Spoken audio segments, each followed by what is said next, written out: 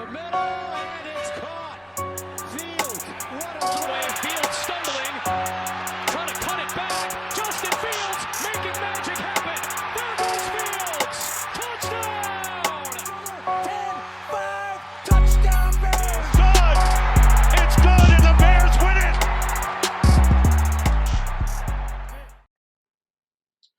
What's up, y'all? Welcome to the NWB Bears Podcast. I am Deeks View, joined with Rashad, and today we have a very special guest. Go ahead and introduce yourself, bro.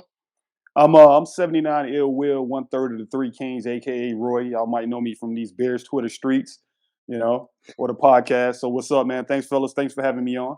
Yeah, no problem. Thank you for joining us. For those of y'all who don't know, this man is, I would say, a staple in Bears Twitter. When it comes to knowing the actual game and knowing the ins and outs of the game and schemes and knowing ball, this is your guy. Like, a lot of people like to just talk and all the news and headlines and everything, but like it's really a different level when people like to study the game and really know what's going on under the surface. So definitely wanted to bring Will on here today to talk a little bit of X's and O's. Now, one thing I did want to really mention, so last offseason when we hired Matt Eberflus and Luke Getsy and all the new staff, one thing that that Roy did was I think you had got playbooks from like other systems that was kind of the similar systems, and he studied those. Do you want to kind of just briefly touch on that real quick?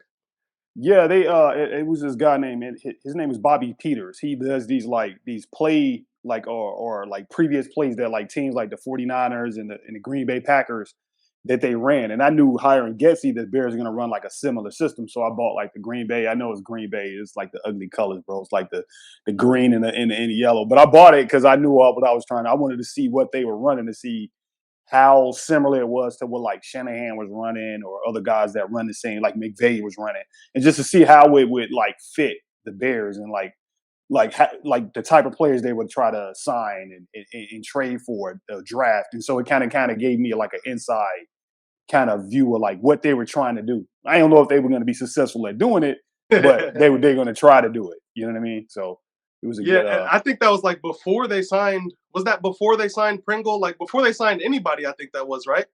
Yeah. Because running that system, and it was a lot of debate this summer, right, about like who the Bears are going to sign, who they won't sign, and it was about scheme fit, and it was more or less about like, can the players do what they ask them to do in that system, like the wide zone system? Can they get out and run? Can they move? You know what I mean? Can the running backs one cut? And so it was stuff like that. And so they didn't do it exactly, but it kind of gave you like a baseline about this is what they might try to do. I don't know exactly what they're going to try to do, but they might try to sign this type of guy, this type of guy, this type of guy. And that's all it was. It was a good insight to what they were trying to do. Right. Hopefully they can do it this year. Yeah, man. That's like the biggest thing is like where you see basically what you felt that we were going to run last year compared to this year. Obviously, I believe early in the season, Luke Getsy tried to implement a lot of his schemes. And honestly, just keep it a $150. Justin Fields was looking shook out there for a couple of weeks. And Luke Getsy kind of pivoted and really changed what he was going to do. So I'm not quite sure, the league and everybody else have fully seen what Getsy even wants to do with this offense. So can you just kind of, touch on what ways Getsy is going to open the offense? What type of, plays might we see now that Justin Fields has his number one guy? Yeah, well, I think a lot of it, if you talk to like guys that know a lot more about football than me, a lot of it starts with the line, right? Like you can't run stuff if you can't block it. Like we can say whatever you want to say. Justin got sacked how many times last year? 55 sometimes, some insane number. And that's with him running a lot. So if he didn't run and they threw the ball a lot more, because they didn't throw the ball a lot last year, I don't think they can block to do it. And Justin it's a 1 year in the system, right? He talked a lot about his footwork being tied into the routes and things like that. So that's stuff that he has to correct, which is a lot to ask for a guy going into his third system in his third year. So he has to fix that. The wide receivers really weren't getting a lot of separation. And not to mention, a lot of them were just hurt. Mooney was hurt like 7 games. Even Byron Pringle, he missed most of the year anyway. Like he wasn't even here. Harry wasn't here. Basically, even Velus Jones missed time. So, I mean, like, Justin basically had Equinemius St. Brown and, who else did? Dante Pettis. for most of the year. Like, you're not going to run an effective offense with those are your primary wide receivers, and your line is either bad or hurt. So it's going to be interesting to see what they can do, man, because they upgraded the line, they upgraded the weapons. Justin should be more comfortable in his second year in the system. So you should see an uptick. We don't know if it's going to be one, but you should see one, especially if they can not, get the boy killed. They had a highlight today of Justin talking about just get the ball back. I think the NFL posted, and he was just getting crushed by like the Texans, who didn't even have a good defensive line. They were like just assassinating the guy. Like you can't run an offense if you can't block. So hopefully drafting Darnell Wright, signing Davis, we can figure out the center position. Tevin Jenkins stays healthy.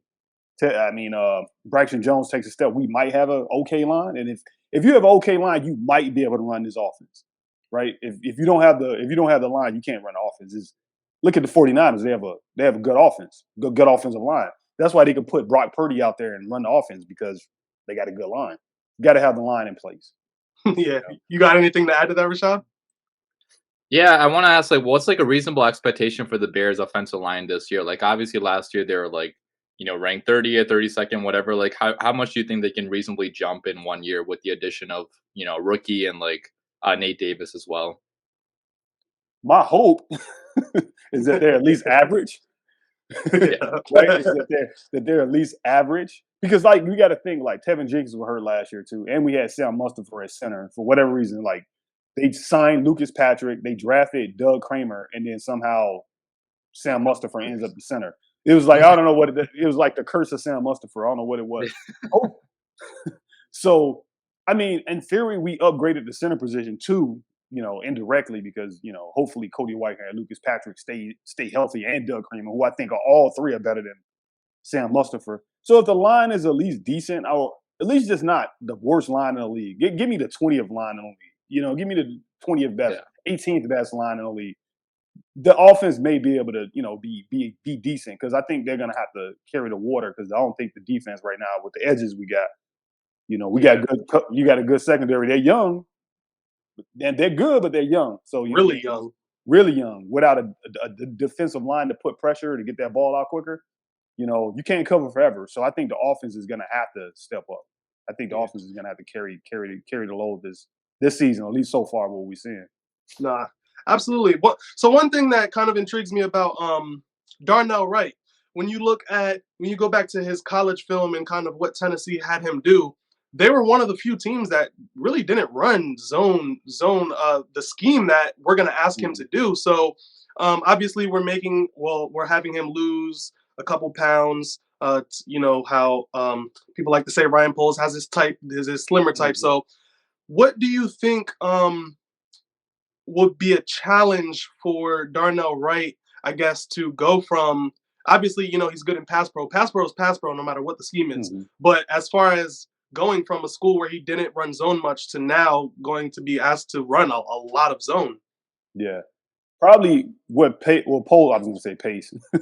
What Poles is asking of him, the conditioning, right? Because he can do it. Because one of the things when I saw Darnell Wright, when I'm going through the scouting reports, I see his height and his weight, and I'm like, dude, he looks too heavy. But then I watch him play, and I'm like, oh, this dude can move. But the thing is, you can move, but can you move 60 possessions? So he's gonna have to get conditioned. I think you might see him, him drop the weight. If you lose weight, you're probably gonna lose a little bit of strength, at least for one off season, because you're dropping so much weight. So it's gonna be conditioned. Can he run zone all game consistently and not get tired by the fourth quarter? I think that's gonna be his challenge, which he's a rookie, and he's gonna be going against NFL players. And sure, he shut down Will Anderson, but Will Anderson still is a rookie. He's gonna be facing some dogs, some NFL dogs that got 4, 5, 6, 7 years. And there's gonna be an adjustment period. He's gonna lose. So don't think, I know Bear fans we got Darnell Wright. He's gonna lose some snaps, bro. He's gonna look like a rookie at some point. He's gonna play, Nick Bosa, right? Or whoever, and then he's gonna look bad. You saw what Khalil Mack did to Tristan Wirfs his rookie year. Yeah, and Tristan's a beast, and he tossed that dude with one arm, flipped him. So there's gonna be some ups and downs, which I want people to kind of pump their brakes. If he comes in, he's an all-pro, great, but don't expect that. You know what I mean? He's gonna have some rookie bumps. Yeah. No.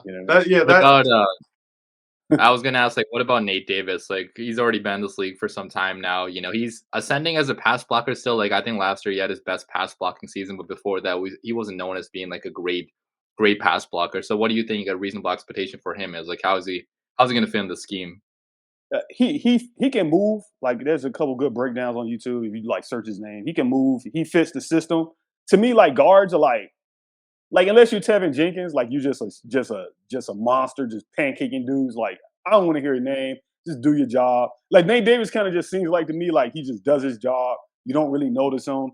He's just a good guard. He's just solid. You know what I mean? Like, and I think that's a good. He's not all pro. He's not going to go out. He's not Quentin Nelson. Like I think Tevin Jenkins, if he stays healthy, he has the potential to be like one of the best guards in the NFL. He's that good.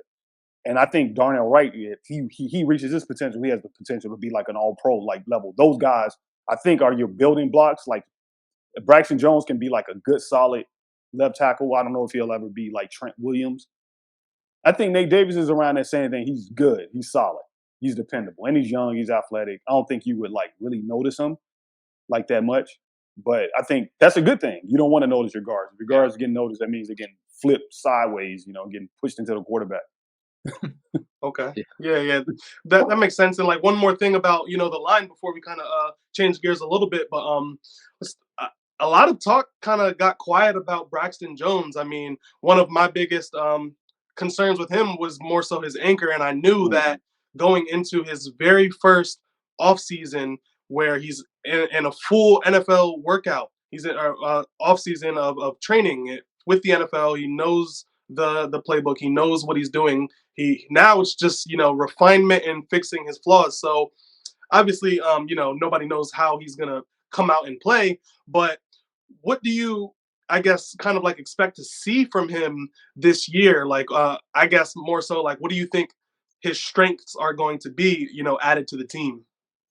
Yeah, well, the thing with Braxton is he's long and athletic, right? Is that he can move, and so like that's why those guys with those long arms that can move like that are always like they're like unicorns. It's hard to find a big man that can just move like that. So that's his positive. Like you said, he has to get stronger, which I mean, that's all about dedication, right? Like, everybody can go to the gym, everybody can lift weights. And I mean, these guys got like state-of-the-art facilities, they got nutritionists that can count macros and how many carbs and proteins they're taking in their body. So when I see a guy like him, I'm just like, you need to get stronger. And if you don't get stronger, that means that to me, that's like an indictment on your work ethic. Right, like he probably not going to be able to add like 100 pounds to his bench press in one offseason, right? That's like kind of unless he's like taking steroids. That's not, that's not realistic. But he should get stronger. He should get stronger, and it seems like he has that work ethic, that dedication. If he can get stronger and just be like I would say a step above Charles Leno, like better than Charles Leno, but like a good left tackle. But like I said, maybe he's not Armstead, and he's not. He's not Trent Williams or something like that, but he's just like a good. We had a good tackle one time that wasn't not like the '85 Bears, but not John Tate or nothing like that. Jermon Bushrod. Remember Jermon Bushrod? He was just good. He was just good, right? He was better than Charles Leno, but he wasn't like an All Pro. But he was like, we got a good left tackle. I think to me that's what I think about when I think about Braxton Jones, like a Jermon Bushrod. Like he's just good. He's fine. You know what I mean? Like you could put him there for the next 10 years. He might not make a Pro Bowl, but he's going to get a second contract and he's just going to be solid. You know what I mean? Like you're not really. I think we can live with that. Yeah. What? So, kind of switching towards the, I guess the balance of the offense. Last year, obviously, we were super, super, super run heavy. Now, that could have been a product of the talent that we had, but one thing that you said a lot last offseason was even before, we really knew how bad the team really was going to be, was that we're still going to be a run-first team. Mm-hmm. So obviously, Eberflus and Getsy have both made an emphasis on the increased passing attack this season. But do you feel like even if with increasing, there's plenty of room to increase passing and still be a run-first team? So what do you think, like that balance of, I guess, like the percentage of like 50% versus, is it going to be like 45% pass, 55% run? Like, what do you think the sweet spot ideally would be for this offense? For this team, I'll be honest, I think it's more like a 49ers level Because like if you look at the two offenses, like the Green Bay and the 49ers, Green Bay threw the ball more. They were kind of like the middle. They threw the ball more than the 49ers, and like the Rams threw the ball a lot more to be in the zone base compared to like Shanahan. Shanahan was like 50-50. Shanahan was like, I think ideally that's the Bears' best because you look at the running backs. You got Khalil Herbert, you got Donta Freeman, you got Roshan Johnson, you got good run. Justin Fields can run, right? So you got like all these running backs, and the offensive line does better running the ball, right? They do better attacking than they do dropping back. So if they can get 50-50, that would be ideal. I know that some people might not like it. They want, the Bears to drop back 50 times a game, like with the Kansas City Chiefs, and Justin Fields throws for 5,000 yards. It ain't gonna happen. Like that's not how. Maybe eventually, over time, it gets there because I see that a lot on the timeline. People are like, oh, the passing offense. I'm guessing if Justin can put up around somewhere like 3,500 yards passing, right? You got a competent passing offense, and you're still running the ball, and you can at least be a 20th ranked offense. You might have a fun team, but I think they're still gonna run the ball because that's kind of like a staple of offense, right? And like if you go all the way back to like Denver Broncos with Mike Shanahan and Gary Kubiak and all those guys when they had John Elway, they could put like in Terrell Davis after Terrell Davis, they could put any running back in there and they run for 1,000 yards. I just remember they just grab any old dude and just put him in. He just runs for 1,000 yards in that system. That's what it's made to do. They just run the ball, and if you got a defensive head coach, he's gonna want to control the clock. And then it sets up play action, which is good for Justin, right? Because now you're paying attention to the running back, which gives him even more time to drop back and throw the ball. And I think his numbers are like insane out of play action passing. Which why wouldn't you want to do that? Why would you want to make Justin Fields Tom Brady? He's not. He's not Tom Brady. He's Justin Fields. Let him be Justin Fields. Let him run bootlegs. Let him run play action passes. Let him run RPOs. That's what makes him deadly. Maybe one day. I mean, people talk about Tom Brady, but Tom Brady's like 45 years old, dude. You know what I mean? Like he was a game manager when he started. Like people don't like. I've been around. I'm old, right? I've been around a while. I remember Tom Brady. He was just like a game manager. He's like Eli Manning, and he was just winning Super Bowls. And then eventually he became the guy that will just pick you apart because he was, 33 and he's seen every defense in the NFL like 1,000 times. He didn't just turn out that way. People have a revisionist history. No, I was there. I remember when he was like just Tom Brady and he was like barely throwing for 3,000 yards. He wasn't all that. He became that. So give Justin Sutton, let him run the offense like that until he eventually sees that many defenses, goes to some playoff games, goes through the battles. I mean, this guy's young. Like that's the thing. He's the 8th youngest starter in the league. Yeah, and this is his third year. Yeah. Like if he's a quarterback for the long, he might be here for another 12, 15 years. He has time to be a cerebral Drew Brees type passer. Right now, it's going to take time. You don't just get that overnight. Like, you're just going to come in and be like, Joe Burrow, like, oh, Joe Burrow. Well, Joe Burrow's Joe Burrow, right? That's why he's Joe Burrow. Like, how many Joe Burrows come around? Like, come on, bro. Like, everybody needs to pump their brakes on that, You got anything else, Rashad? Yeah, how much do you want Justin Fields to run this year specifically? Like, I know you talked about the running game still being a big part, but like, how much do you think Justin Fields alone should be running? Because obviously, we don't want him running for another 1,100 yards again. Like, that's just not sustainable. But like, how much can he run? Because you also want to include that in the game a little bit, right? Because he has game-breaking speed, so you don't want to, get rid of that completely. But how much do you think he should be running next year? Man, like half of that, like because I mean, like half of that is like 500-600 yards, which means it's still a threat. It's still a threat. You got to respect it, and he's going to have some games where he runs for 100 yards, runs for 50. But you don't want him running as much. I don't think he wants to run as much. Like a lot of people, those of us who really are Justin Fields fans, like remember him at Ohio State. He never ran for like 400 or 500 yards in a season.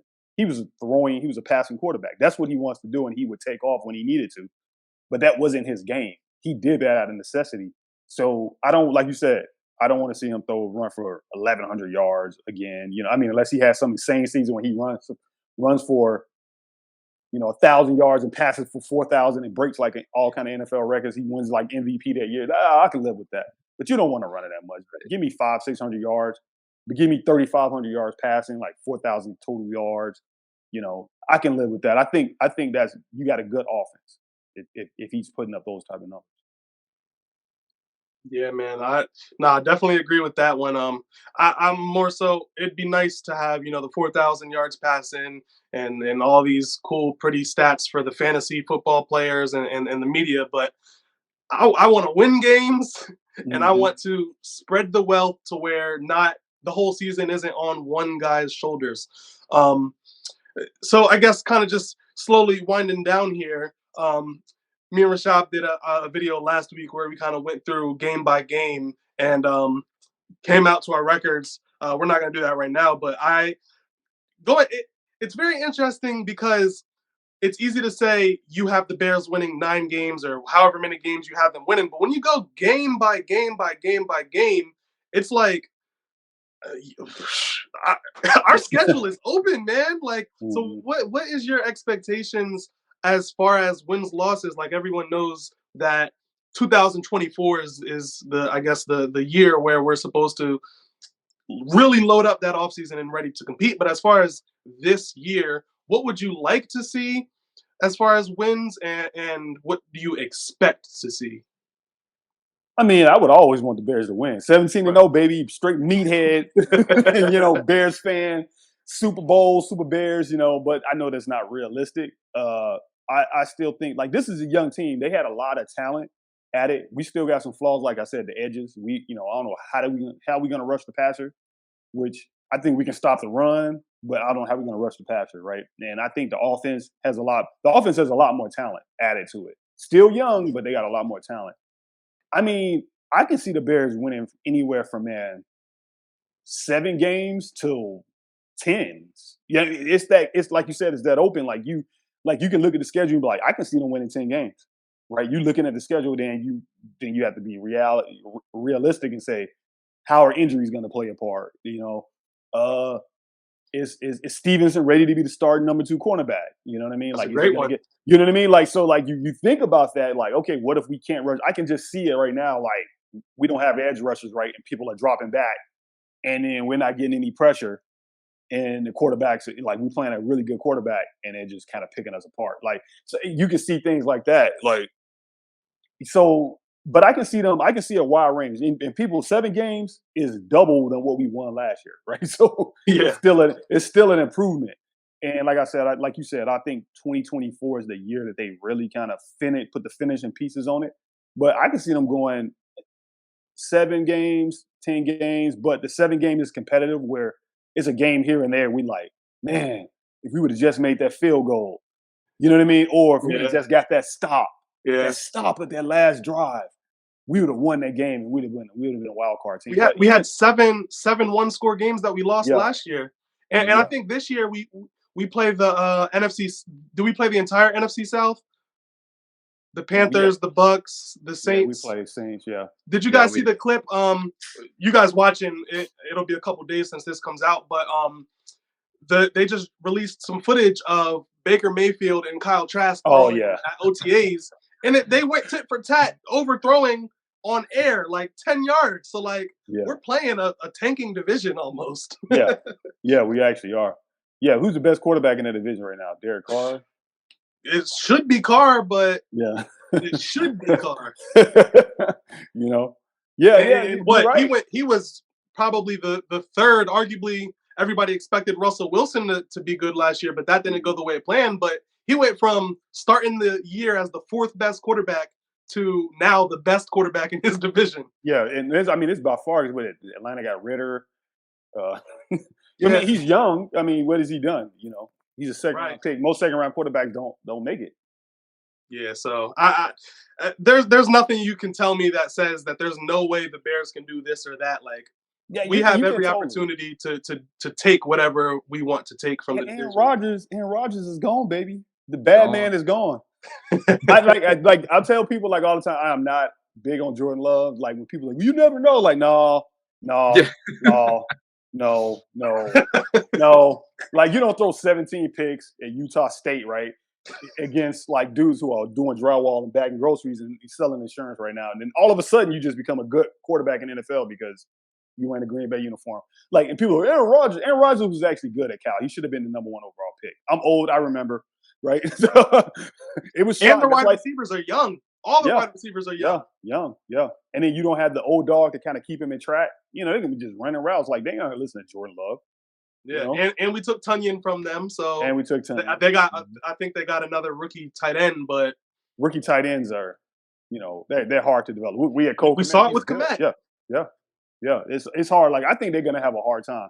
They're gonna have a hard time. Like you said, I'm not that big of a fan of Jordan Love. Like you said, it can go either way. But we got to take care of our division. That's the first kind of thing. And in Detroit looking, everybody's giving Detroit the division. Minnesota kind of linking around. I think Minnesota might fall off the map. You know, they got a lot of issues. They're losing Delvin Cook, traded Z Smith. You know, all they got is Justin Jefferson at this point. Yeah. He's the whole team. Yeah. I mean, he's a hell of a guy to have him to depend on, but just got one guy. Yeah, absolutely. And we don't even know what Jordan Addison is going to be. I mean, Yeah, that's what I'm saying. Perform that well or during the combine and whatnot. But yeah, man, if you're not excited for this season in general, I don't know what to tell you. Like, we're not out here saying Bears are winning the Super Bowl. We're doing this, we're doing that. We're just ready to watch, to be excited about Bears football for once and actually take a step in the right direction. So as we close out here, Rashad, do you have anything else? I was gonna ask, like, what do you think about the division then? Like, what do you think our place is gonna be in the division?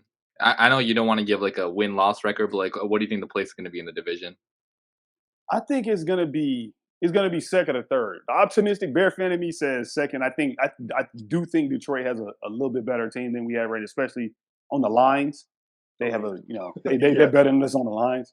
And I think Detroit is gonna win a division. I don't believe in them long term because I'm not a Jared Goff fan. So I'm not a Jared Goff fan. I'm not a believer of Jared Goff. So I think long term they're gonna have to fix the quarterback position. That they're gonna be limited, kind of like how we were back in the day with like Rex Grossman or something. But, you don't believe in Hendon Hooker? No. Second round quarterbacks don't really work out. Derek Carr is like the only one, like really. I mean, Russell Wilson. It's not that many. Like it's hard to like. He may be okay, but is he going to be like a superstar? Like you look at Justin Fields and go. I tell people like when they doubt Justin, go look up his highlights, and you be like, that dude's a superstar, regardless of what you feel about his passing and all that. He's a superstar. That dude is a bona fide superstar. Right, he has the potential to be like one of the best quarterbacks in it. He's already one of the best quarterbacks in the NFL.